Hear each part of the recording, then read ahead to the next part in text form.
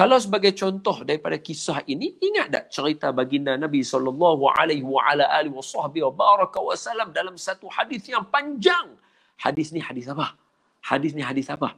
Hadis Ummu Zara, nama hadis tu. Ingat tak?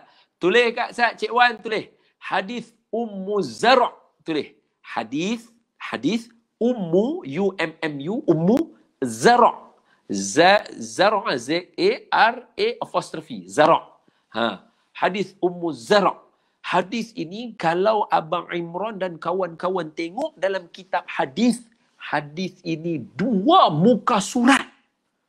Panjang hadis dia.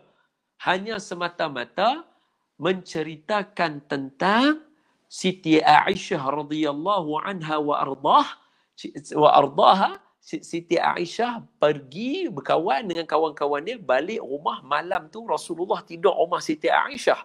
Ingat Siti Aisyah ada 2 ronda, ada dua round Siti Aisyah. Dalam giliran Siti Aisyah ada 2 round. Sebab apa? Ummu Salamah memberikan round Ummu Salamah kepada Siti Aisyah radhiyallahu anha warḍah.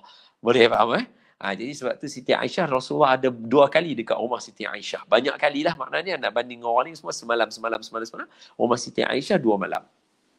Poin yang saya nak bagi tahu, ketika Rasulullah duduk di perbaringan, masa duduk dekat baringan nak tidur ni, dengan Siti Aisyah radhiyallahu anha pun nak tidur dengan Rasulullah sambil duduk menghadap muka, kita kata, sambil duduk dekat katil. Siti Aisyah kata, "Ya Rasulullah, ada cerita tentang 11 orang perempuan di Yaman."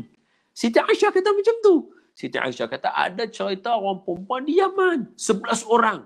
Perempuan, mereka duduk, kalau bahasa kita kata ini grup WhatsApp lah. Grup WhatsApp. So, mereka duduk dalam grup WhatsApp. Siti Aisyah kata, Rasulullah itu, dia cerita, perempuan pertama kata suami dia bodoh. Perempuan kedua kata suami dia tak guna. Perempuan ketiga kata suami dia tak bagi dia apa-apa pun. Perempuan keempat, perempuan kelima, perempuan keenam, perempuan ketujuh, perempuan ke-8, perempuan ke-9, perempuan ke-10.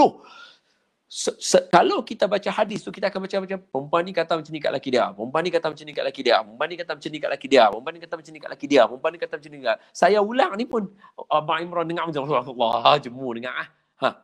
Siti Aisyah radhiyallahu anha wa ardhaha ulang benda macam tu, duk cerita kat Nabi, sehinggalah kepada perempuan yang ke-11 iaitu Ummu Zara. Ummu Zara mengatakan suaminya baginya keperluan barang kemas dia penuh elok, memberikan dia cukup makan. Bila dia kata-kata lagu tu, Rasulullah reply. Rasulullah kata, kamu tahu tak? Aku kepada kamu siapa dia? Aku kepada kamu seperti Abu Zara kepada Ummu Zara. Kamu kepada aku seperti Ummu Zara kepada aku Abu Zara. Rasulullah respon. Maknanya apa? Rasulullah meluangkan masa mendengar kepada huraian isteri dia, cerita isteri dia, sehingga 11 orang perempuan dia cerita. Hebat. Sebab apa? Rasulullah memainkan peranan matahari tadi. Nampak? Baru kita boleh, oh ini rupanya maksud dia. Kita naik sikit lagi. Berkaitan ketika mana Nabi Yusuf AS ketika dikepung oleh Siti Zulaikha. Dikepung. Ayat, Allahumma salli ala Sayyidina Muhammad. Ayat, apa dia? 23. Ayat 23. Muka surat 238. Dapat? Aywah. Abang Imran pakai buku macam saya agak Quran yang sama ke dengan saya? Oh, yang satu lagi. Oh, saya pun angkat yang satu lagi lah. Saya angkat yang satu lagi juga. Okey. Cuba baca maksud dia. Ayat 23 tu Abang Imran. Silakan. Ayat 23. Dan perempuan yang Yusuf tinggal di rumahnya bersungguh-sungguh memujuk Yusuf, menyukai dirinya, dan perempuan itu pun menutup pintu serta berkata, marilah ke sini, aku bersedia untukmu. Yusuf cukup. Kemudian Nabi Yusuf jawab jawapannya. Okey, tunggu dekat situ. Jadi ketika mana Nabi Yusuf alaihissalam dikepung oleh Siti Zulaikha, ni kan Quran kan, kita cerita sebiji je. Saya ulang balik cuma dalam bahasa yang mudah.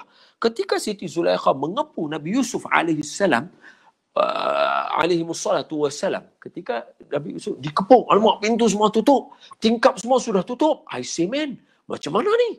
Bila dah ditutup semua tadi tu, Siti Zulaikha kata dekat dia, dah lah Siti Zulaikha pakai seksi masa tu.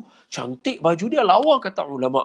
Cukup untuk menggoda seorang lelaki yang tengok. Maka, Nabi Yusuf pun terkepung. Siti Zulaikha kata apa tadi? Bahasa Melayu, kata apa? Dia kata, marilah ke sini, aku bersedia untukmu. Hai talak, itu bahasa dia. Hai talak, mai aku dah bersedia dah untuk kamu. Marilah. Dia ajak macam tu kepada Nabi Yusuf. Okey, dalam situasi macam tu, cuba baca jawapan Nabi Yusuf. Abang baca jawapan Nabi Yusuf. Jawapan dia apa? Yusuf menjawab, aku berlindung kepada Allah daripada Ma'azallah. Ma'azallah. Sesungguhnya Tuhanku telah memeliharaku dengan sebaik-baiknya. Sesungguhnya orang yang zalim tidak akan berjaya. Allah. Abang yang baca nah, saya tak baca. Abang yang baca, betul? Saya hanya nak ulang balik apa yang abang baca. Apa dia? Nabi Yusuf AS ketika dikepung oleh Siti Zulaikha, bila kepung-kepung duk kata dia, hai talak, mailah saya nak ni duduk dengan awak, nak tidur dengan awak. Badan ni semua untuk awak semua. Perempuan ni kata, Siti Zulaikha, Nabi Yusuf kata, ma'azallah, saya minta lindung dengan Allah Subhanahu Wa Taala. Kemudian Nabi Yusuf kata sambungan dia, apa dia? Innahu rabbi ahsana mathwai. Itu ayat tu tak sepatutnya keluar daripada mulut Nabi Yusuf alaihi wassalatu wassalam. Tak sepatutnya. Sebab apa? Apa terjemahannya? Sesungguhnya Tuhan aku telah memelihara aku dengan peliharaan yang sebaik-baik peliharaan. Kalau bahasa kita kata, Tuhan aku terlalu baik sangat dengan aku. Itu bahasanya. Cuba kita hitung balik cerita Nabi Yusuf daripada awal sampai kepada Siti Zulaikha. Apa dia? Nabi Yusuf dibenci oleh adik-beradik dia. Nabi Yusuf dipukul oleh abang-abang dia. Nabi Yusuf ditauk masuk dalam perigi oleh abang-abang dia. Nabi Yusuf dibiarkan dalam perigi kesejukan oleh abang-abang dia. Nabi Yusuf dijual oleh abang dia. Daripada anak seorang Rasul dengan kedudukan seorang Rasul, dijual menjadi hamba, hilang harga diri Nabi Yusuf alaihi wassalatu wassalam.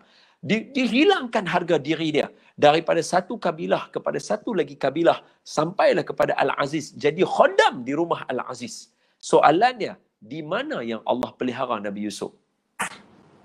Sedangkan Nabi Yusuf ditimpa dengan satu timpa atas satu timpa atas satu kerumitan atas satu kerumitan atas satu kesusahan. Selepas daripada Siti Zulaikha, Nabi Yusuf tetap tak dapat apa-apa lagi, melainkan dimasukkan dalam penjara, duduk dalam penjara bid'a sinin, beberapa tahun, dengan maksud kurang daripada 10 tahun, lebih daripada 3 tahun. Bid'a sinin.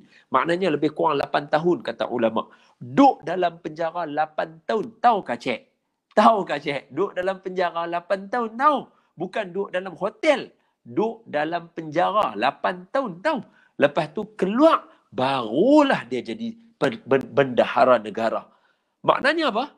Nak sampai kepada bendahara negara memakan berapa puluh tahun. Tapi Nabi Yusuf ketika dikepung oleh Siti Zulaikha, apa dia kata? Tuhan aku terlalu baik dengan aku. Nampak? Betapa positif thinkingnya seorang Rasul kepada Allah Subhanahu Wa Taala, bersangka baik dengan Allah Subhanahu Wa Taala. Ini kita kena belajar. Kita, rumah ada, kerja ada, baru PKP ni tak ada, tu pun dah kreatif, dah buat macam-macam. Masih lagi kah sangka Tuhan jahat dengan kita? Ni kita kena belajar. Inilah pengajaran yang kita nak ambil daripada kisah Nabi Yusuf yang masuk dengan kehidupan kita. Betul tak betul? Itu macam. Wallahu alam.